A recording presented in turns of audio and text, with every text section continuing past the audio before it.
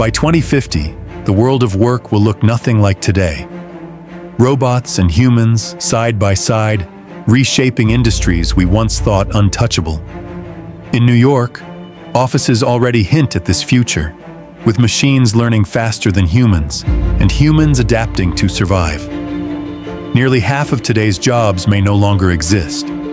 But new industries, AI ethics, space mining, biotechnology, will rise in their place. The question isn't whether machines will take over, but how humans will redefine purpose in a world driven by algorithms. In California, engineers imagine a society where creativity, empathy, and problem-solving matter more than repetitive work.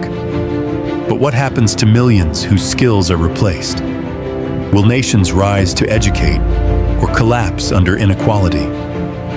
By 2050, the United States may lead the race, but in Africa, Asia, and Latin America, billions will still be searching for their place in the new economy. Humanity faces its greatest test. Will technology divide us further or unite us with shared progress? One thing is certain: work in 2050 will demand adaptation, courage, and vision beyond the limits of today.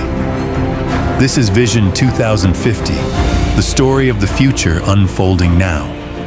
Are you ready to step into tomorrow?